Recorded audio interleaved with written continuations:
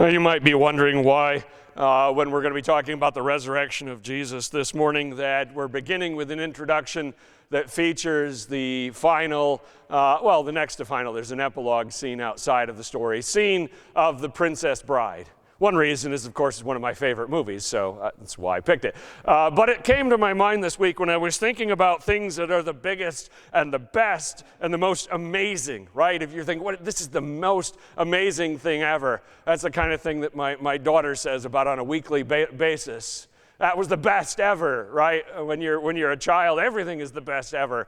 Eventually, that you lose some of that, unfortunately. And we love hyperbole and hype from time to time. So notice the last, the ending of the narration of the story of the Princess Bride. If you haven't seen it, it's a classic, where the grandfather is reading to his grandson the end of the story, and he's describing the final, or the first kiss between Wesley and Buttercup. These two young people that grew up together and their lives were torn apart, and he spends this whole movie trying to get back to her and rescue her and save her from marrying Humperdinck, who's a really lousy guy. And this is how they describe it. Since the invention of the kiss, that's interesting, I didn't know someone had to invent it, but since the invention of the kiss, there have been 5 kisses that were rated the most passionate, the most pure. This one left them all behind. Which is, saying quite a lot. But that is an amazing ending to that movie. But when we're talking about the resurrection today, we're not talking hype. This isn't hyperbole. This isn't advertising. Everything that we're talking about here, the implications, the power of this moment, it's all real. It's all matter of fact, it's all the truth. And so let's take a look at the text that Mark shares with us this morning, Mark chapter 16, the first 8 verses. We begin with this phrase, when the Sabbath was over. So the long, painful, fearful, sorrowful hours between the going down of the sun on Friday and the sun rising on Sunday morning are not remarked upon by any of the gospel writers. Ever think about that? Nobody talks about Saturday. Other than, not in terms of the followers of Jesus. There's the one mention of the guards and the seal on the tomb, but that's not any of the people that loved Jesus. We don't get inside their minds, inside their hearts. What are they thinking? There must have been many tears. There must have been confused, even contentious conversations maybe amongst the disciples. What is happening? What do we do next? Those 36 hours are history's most despairing. Hope is at its lowest ebb. Evil is at its most seemingly insurmountable.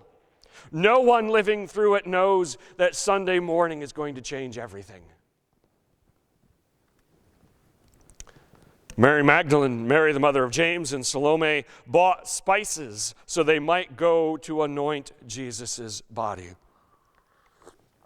The trio of women who had stood at the foot of the cross, we talked about that just recently, watching their beloved rabbi, watching their Lord die, had then watched him taken down from the cross, watched him be wrapped in linen and placed in Joseph's tomb. And now they continue their momentary prominence in our narrative by taking upon themselves an act of devotion to anoint the body of Jesus. We also know this is something that Nicodemus has already done. He did this on Friday. He brought spices and they prepared the body. There seems to be no pressing need of further action on this front. But they intend to do it just the same. Like most people in the wake of a horrific, unexpected tragedy, they feel the need to do something. They need to express their love for Jesus. And so very early on the first day of the week, just after sunrise, they were on their way to the tomb. That expression of devotion and love for Jesus moves quickly. The Sabbath had ended at dark on Saturday, but going to the tomb in the middle of the night is not an option in an age when all the light at night is from candles and lamps. And so they leave home with the sunrise on Sunday, eager to fulfill their self-imposed obligation to Jesus. There certainly is a difference in life between the things we do as soon as we can and the things we do as late as possible. Your taxes might be one such thing.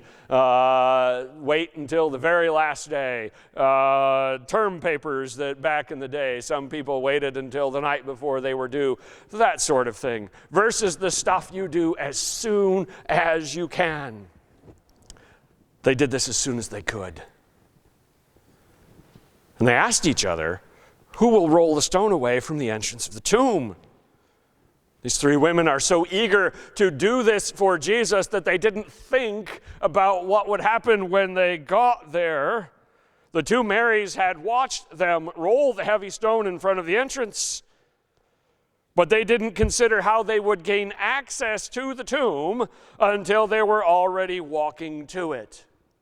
Not as if all of us haven't had moments like that when you're already in the car on the way somewhere and realize, I didn't even prepare. I didn't bring my wallet. I didn't do anything. What am I thinking?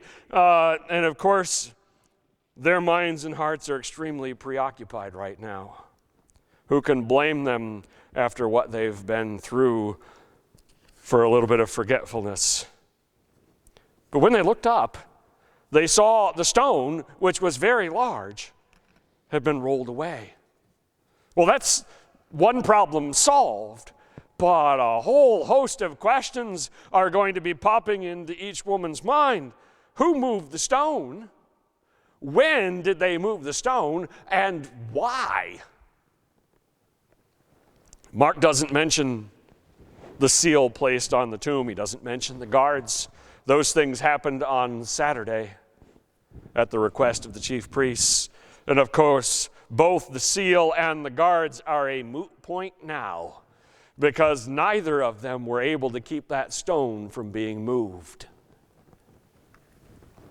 As they entered the tomb, they saw a young man dressed in a white robe sitting on the right side, and they were alarmed. Matthew tells us flat out that it was an angel. That's certainly in keeping with this mysterious stranger's look and presence here in the tomb.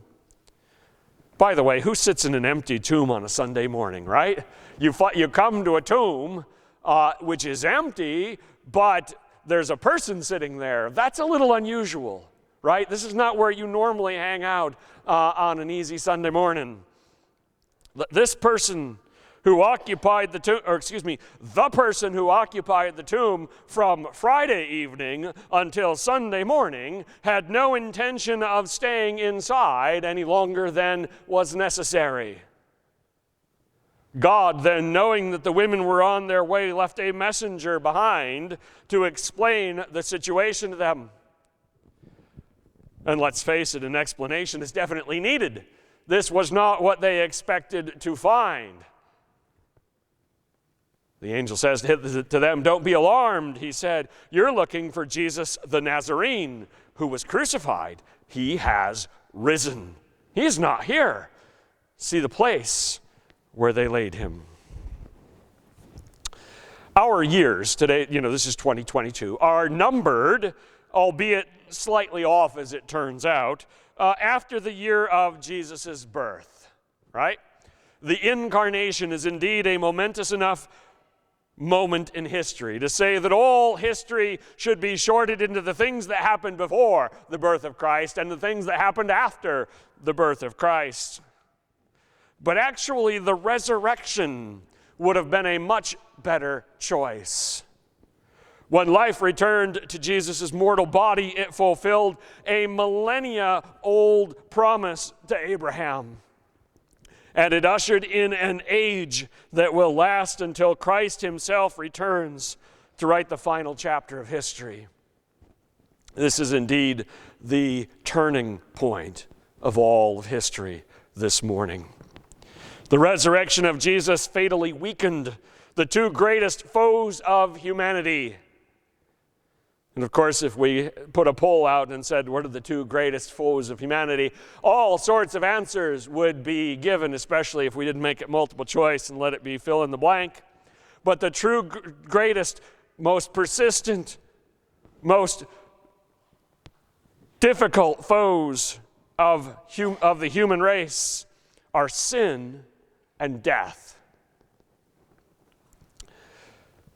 The resurrection of Jesus also permanently empowered mercy and grace and hope and love in ways far beyond anything we'd seen before, setting the stage for the coming of the Spirit to dwell within the people of God.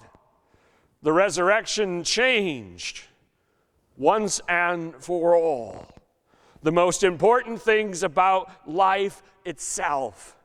And everything it changed for the better. And not just a little bit better, right?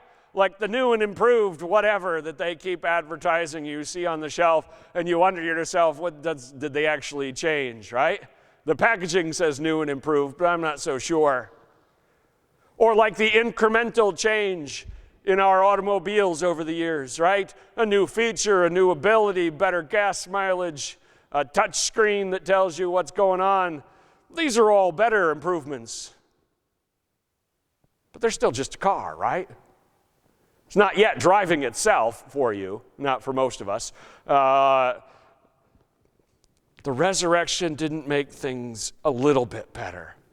It redeemed and made new the entire world and the human race. It set that end of the story in motion. Now that's the big picture, right? We can talk big picture. That's just a quick overview of all of the implications of the resurrection. For these three women staring at a man sitting where Jesus had been laid, but where he is no more, the questions on their mind are much more immediate. They're not thinking about the end of time and God's purpose and plan for the universe. They're thinking, what's going on? And the angel answers those questions. He says, first off, yes, this is the right tomb, right? He was here. He confirms that. They didn't get lost. They're not confused. And he was indeed dead before they laid him here. He was in this place, but he isn't here anymore. Death, as we know, could not hold him. A sinless life is not under the power of death, and therefore death had no grip on Jesus Christ. And so the angel gives them the last piece of information they need. He didn't stick around. He got up out of this tomb and he's not here anymore. Now, what are they supposed to do with this news? How are they going to react to it? We're going to look at that in just a moment. For now, let us simply marvel along with the women at the empty tomb. Whatever the most mind-blowing good news you've ever received, or even ever heard of, this moment's truth tops the list. The most best news ever. All other victories are temporary. We learned a hard lesson about that, did we not? In the world in the last 2 weeks. One thought that the fall of the Soviet Union was the end of the East-West divide. One thought that World War II was the end of ground war in Europe. All victories are temporary, but not this.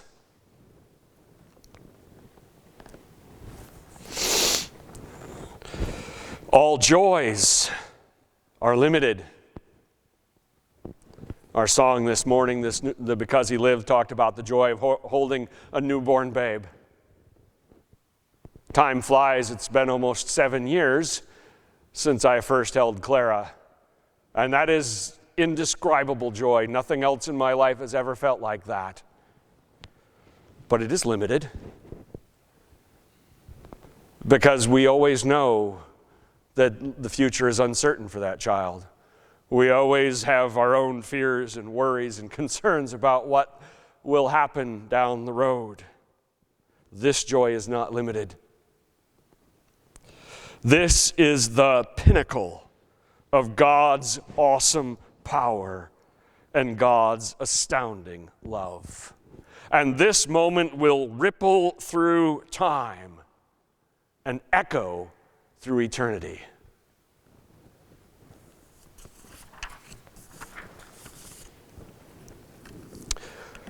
But go, tell his disciples and Peter. He's going ahead of you into Galilee. There you will see him just as he told you. It'll take a while for the massive and far-reaching implications of the resurrection to sink in. With Pentecost's arrival of the Spirit in 50 days, bringing yet another implication for the fledgling church to comprehend. That's what will occupy the hearts and minds of Jesus' followers in the days and weeks ahead. But what about today? What about right now? The angel conveys one clear task. Tell Jesus' followers that he is alive, that he will see them soon in Galilee in person. After all, Jesus did tell them that he would go to Jerusalem, suffer, die, and be raised to life.